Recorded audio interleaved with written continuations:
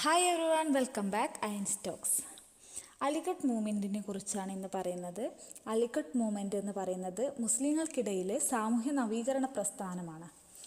അതിൻ്റെ സ്ഥാപകൻ എന്ന് പറയുന്നത് സയ്യിദ് അഹമ്മദ് അലി ഖാനാണ്. അദ്ദേഹം ഇന്ത്യയിലെ മുസ്ലിങ്ങൾക്കിടയിൽ സാമൂഹിക പരിഷ്കരണങ്ങൾ നടപ്പിലാക്കിയതിൽ ഏറ്റവും പ്രധാനിയാണ്.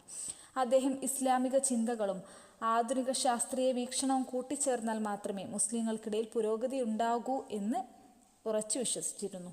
മുസ്ലിങ്ങളുടെ ആധികാരിക ഗ്രന്ഥം ഖുർആൻ മാത്രമാണെന്നും മറ്റുള്ളവയ്ക്കെല്ലാം രണ്ടാം സ്ഥാനമാണെന്നും അദ്ദേഹം പറഞ്ഞു. അദ്ദേഹം ശാസ്ത്രീയത്തിൻ്റെയും യുക്തിയുടെയും അടിസ്ഥാനത്തിൽ ഖുർആനെ വ്യാഖ്യാനിച്ചു. ശാസ്ത്രത്തിൻ്റെയും യുക്തിയുടെയും അടിസ്ഥാനത്തിലല്ലാതെ ഖുർആൻ വ്യാഖ്യാനിച്ചിട്ടുണ്ടെങ്കിൽ ഒരു ദുർവ്യാഖ്യാനമാണെന്ന് അദ്ദേഹം പറയപ്പെട്ടു. സർ സയ്യിദ് അഹമ്മദ് ഖാൻ ജനങ്ങളോട് വിമർശനാത്മകമായ ഒരു സമീപനവും സ്വതന്ത്രമായ ചിന്തയും വളർത്തിയെടുക്കാൻ ആവശ്യപ്പെട്ടു.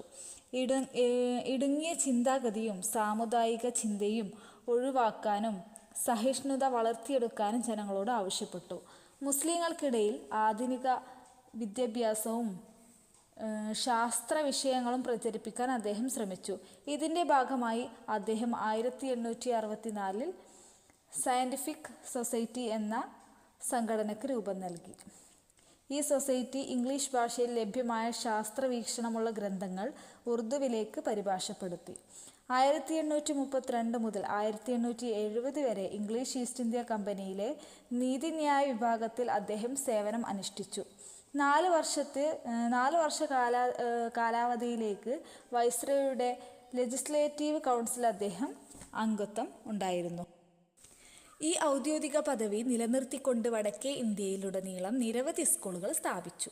പാശ്ചാത്യ വിദ്യാഭ്യാസവും സംസ്കാരവും പ്രചരിപ്പിക്കുക എന്ന ലക്ഷ്യത്തോടു കൂടി 1875 അഹമ്മദ് ഖാൻ അലിഗഡിൽ മുഹമ്മദ് ആംഗ്ലോ ഓറിയൻ്റൽ സ്കൂൾ സ്ഥാപിച്ചു. ഈ കോളേജ് പിന്നീട് അലിഗഡ് മുസ്ലിം യൂണിവേഴ്സിറ്റി ആയി മാറി.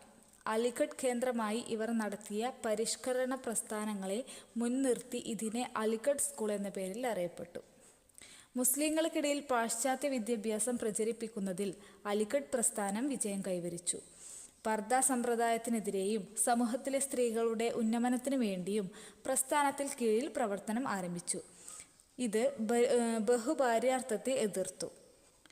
അലിഗഡ് പ്രസ്ഥാനത്തെ പിന്തുടർന്ന് ബോംബെ, പഞ്ചാബ്, ഹൈദരാബാദ് എന്നിവിടങ്ങളിലും നിരവധി പുരോഗമനാത്മക പ്രസ്ഥാനങ്ങളിൽ ഉയർന്നു വന്നു. അപ്പോൾ ഇതാണ് അലിഗഡ് പ്രസ്ഥാനം എന്ന് പറയുന്നത്. നിങ്ങൾക്ക് ഇഷ്ടപ്പെട്ടാൽ ലൈക്ക് ചെയ്യുക, ഷെയർ ചെയ്യുക, സബ്സ്ക്രൈബ് ചെയ്യുക.